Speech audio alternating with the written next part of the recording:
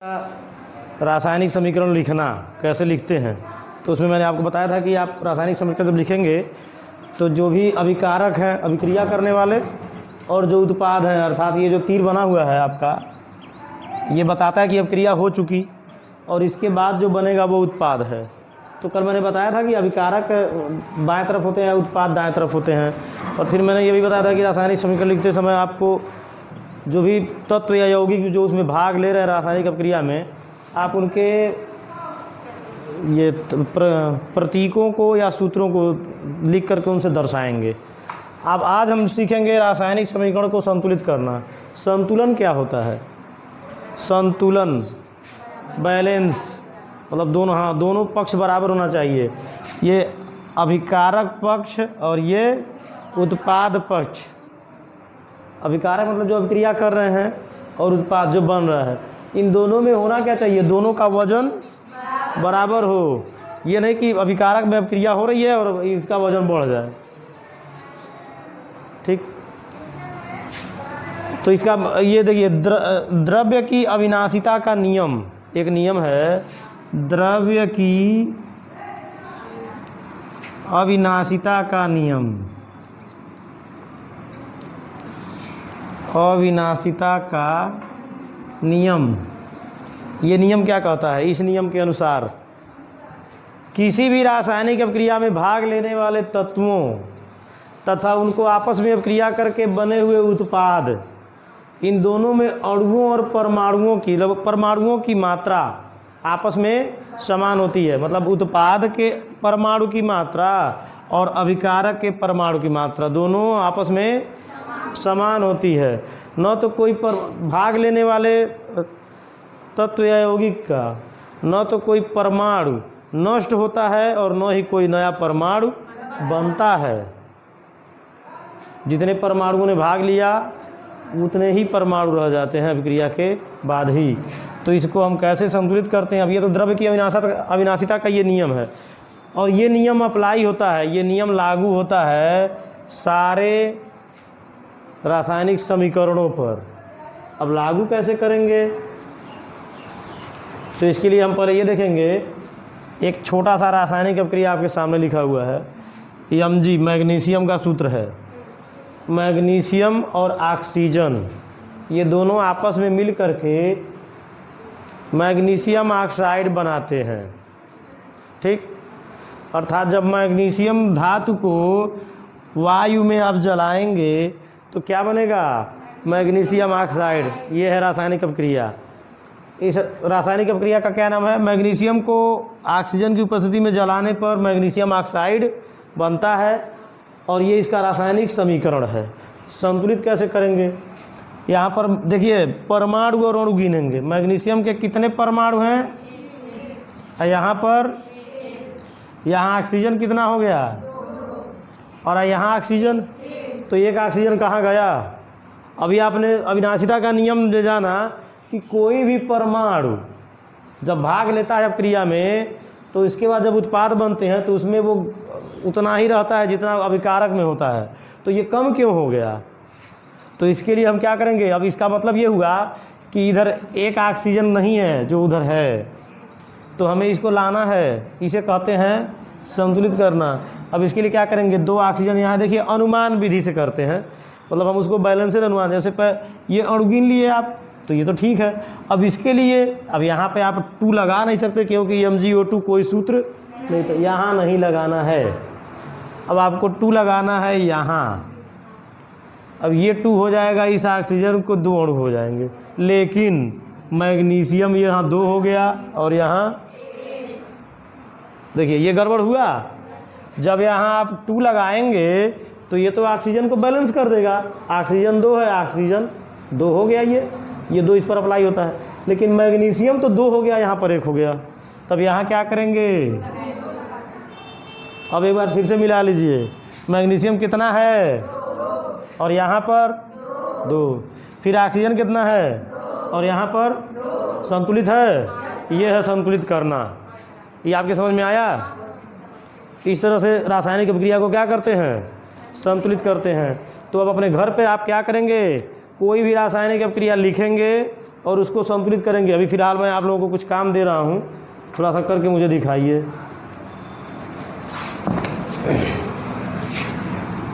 SnCl2 plus Cl2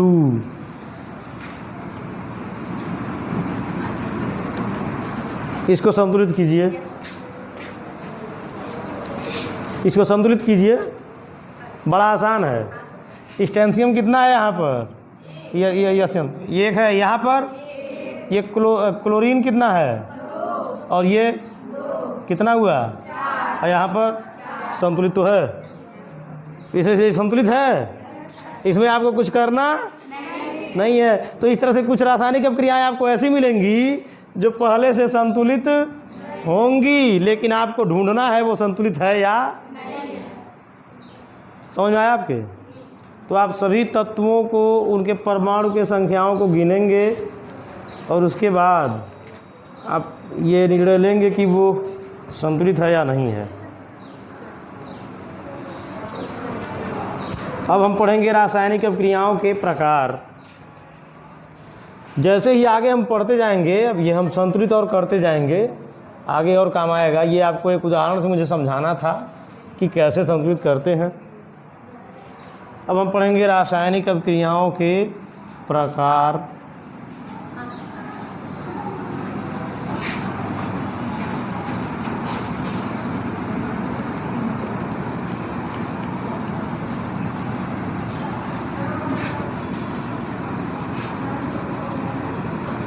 रासायनिक अभिक्रियाओं के प्रकार। अब इसमें देखिए कई प्रकार की रासायनिक अभिक्रियाएं होती हैं। पहला है संयोजन।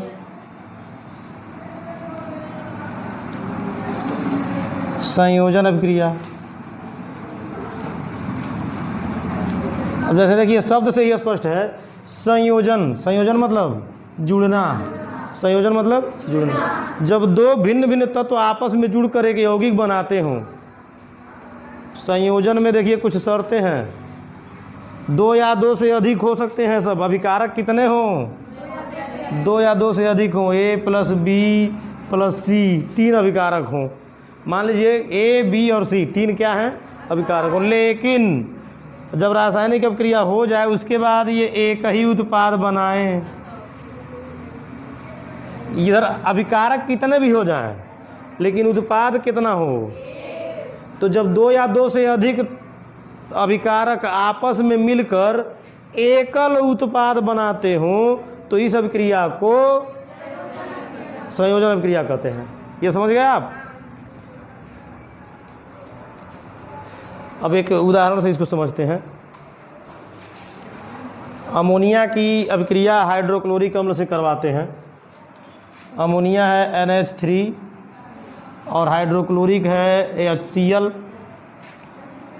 इनकी अभिक्रिया जब करवाते हैं तो बनता क्या है, देखिए। अब कैसे आप जानेंगे कि क्या बनेगा, इसको भी थोड़ा सा हम आपको समझा दे रहे हैं।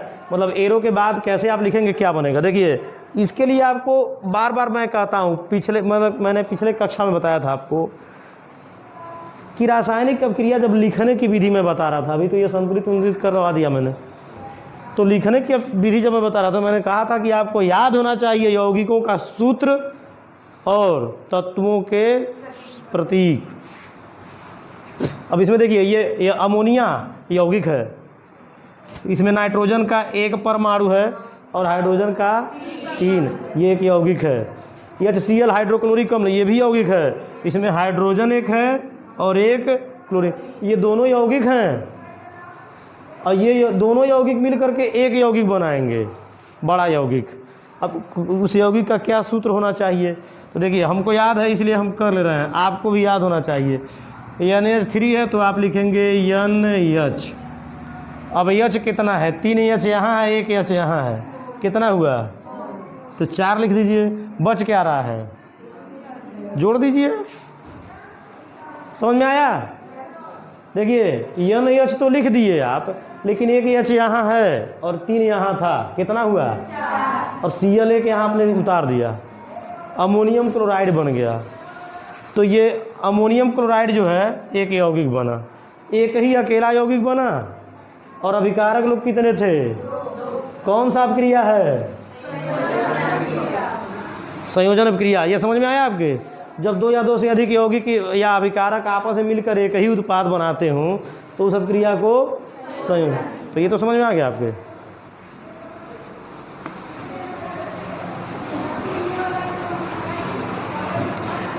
जब कोयले को हम ऑक्सीजन की उपस्थिति में जलाते हैं, मान लीजिए कोयला, एक और उदाहरण, एक और एग्जांपल समझिए।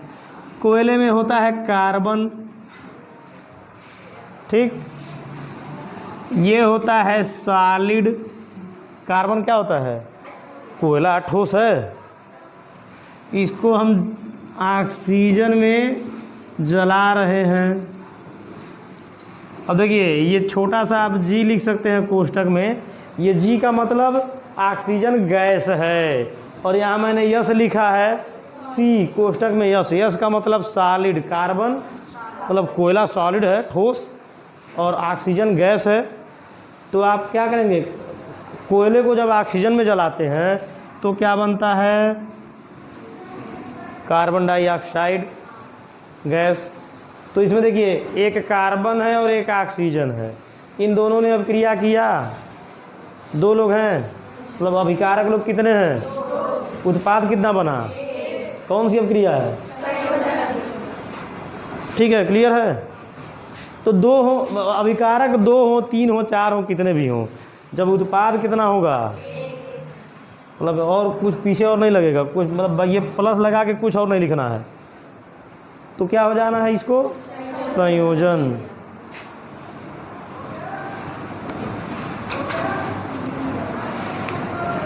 इसके बाद है वियोजन। इसी का उल्टा एक दूसरा क्रिया होता है वियोजन या अपघटन। इसको तुरंत नोट कीजिए, जल्दी जल्दी।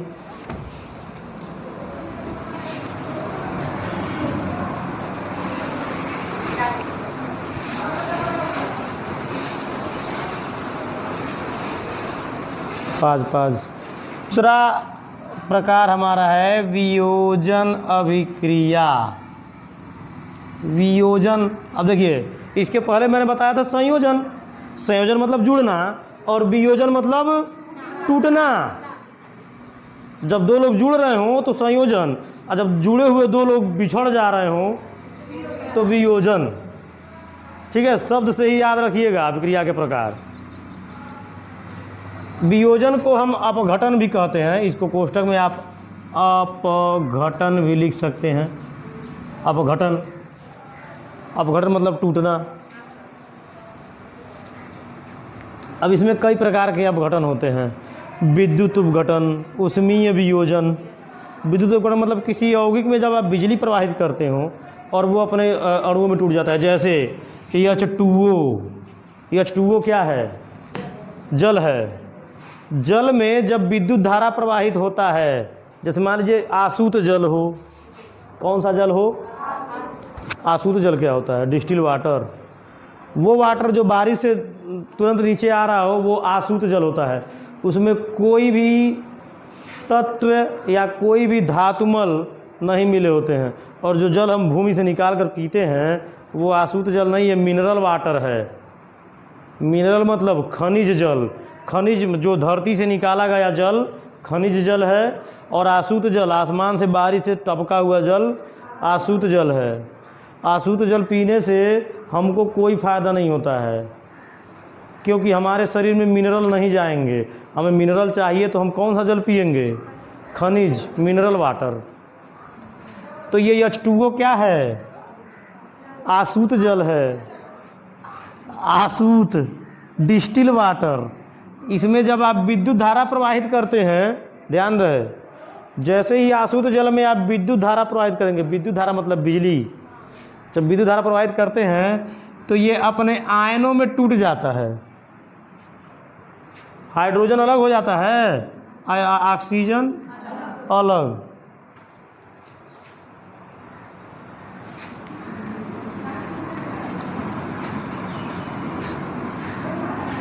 अब देखिए, मैंने ये बैलेंस किया, मैंने इसको संतुलित किया, और आप समझ नहीं पाए कि कैसे किया, है ना? है आप जब अब क्रिया लिख रहे हैं, जैसे अब देखिए अपने यौगिकों में अपने आयनों में उसमें टूट रहा है, तत्वों में ही ये यौगिक है, और जब ये इसमें विद्युत धारा प्रवाहित हो रही है तो ये क्या हो रहा है, अपने ही आयनों में, अपने तत्वों में ही टूट रहा है। अब इसमें आप क्या कर सकते हैं, बहुत करेंगे तो आप यही नहीं जानेंगे कि देखिए तत्वों का सूत्र लिखेंगे, कौन सा तत्व है, H2 hydrogen plus O2 oxygen. Oxygen को कभी आप O नहीं लिखते हैं, हमेशा क्या लिखते हैं, O2। अब देखिए ये गड़बड़ा गया, कैसे गड़बड़ाया, यहाँ हाइड्रोजन कितना है, यहाँ हाइड्रोजन, ऑक्सीजन कितना है, और यहाँ कहाँ से 2 आ गया, यहाँ 2 आ गया ना, तो इस 2 को बैलेंस करने के लिए यहाँ 2 लगाएंगे। अब हाइड्रोजन कितने हो गए, तो इसके लिए क्या करेंगे, अब संतुलित हुआ। तो इसी तरह से हम एक एक अब क्रिया को संतुलित कर करके बताते जाएंगे, और आपका टेस्ट भी लेंगे, टेस्ट में भी आपको बताना पड़ेगा। तो ये आपके वियोजन समझ में आया, ये तो था अभी विद्युत विद्युत अपघटन। फिर है ऊष्मीय वियोजन, ऊष्मीय वियोजन, ऊष्मीय अपघटन, CaCO3 calcium carbonate, calcium carbonate, ये जो चाक आपको दिख रहा है ये कैल्शियम कार्बोनेट है। चाक का सूत्र है CaCO3, ये कैल्शियम कार्बोनेट है। इसका क्या करेंगे, ऊष्मीय अपघटन कैसे कराएंगे, इसको गर्म करेंगे। चाक को कभी आप खूब गर्म कीजिए, बहुत ज़्यादा उष्मा दीजिए उसको, 90 या 100 डिग्री सेल्सियस से भी ज़्यादा, मतलब 100 डिग्री सेल्सियस तक दे दीजिए उष्मा, तो ये अपघटित हो जाएगा, अपने तत्वों में टूट जाएगा। अभी आपने चाक का सूत्र सुना है, देख भी लिया है, कोई पूछ लेगा चाक का रासायनिक सूत्र लिखिए, तो आप क्या लिखेंगे, इसका नाम क्या है, कैल्शियम कार्बोनेट। नाम भी लिखते चले जाइए, नीचे अगर यौगिक का नाम आपको न याद रहे तो लिखते चलिए CaCO3, उसके नीचे लिख दीजिए कैल्शियम कार्बोनेट। इसका हम ऊष्मीय अपघटन करते हैं, इसमें हम क्या करते हैं, ऊष्मा डाल देते हैं, डेल्टा। देखिए जब रासायनिक अपक्रिया में तीर हो और तीर के ऊपर डेल्टा हो, तो डेल्टा का मतलब क्या है, गर्म किया जा रहा है, उसको ऊष्मा दिया जा रहा है। ठीक, इसको ऊष्मा जब दे रहे हैं तो ये बन रहा है CaO calcium oxide plus CO2।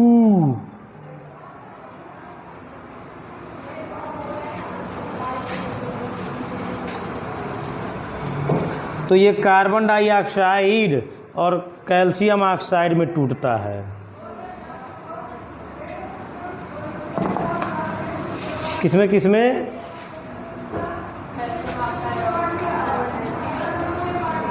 देखिए कैल्शियम ऑक्साइड क्या होता है, खड़िया।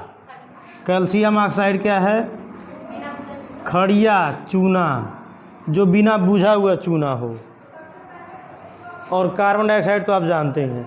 क्या ये रासायनिक अपक्रिया संतुलित है, देखते हैं। कैल्शियम कितना है, यहाँ कितना है, और ये कार्बन कितना है, यहाँ कितने हैं, ऑक्सीजन कितना है, और यहाँ ऑक्सीजन, संतुलित है। समझ में आया। तो ये है आपका ऊष्मीय वियोजन।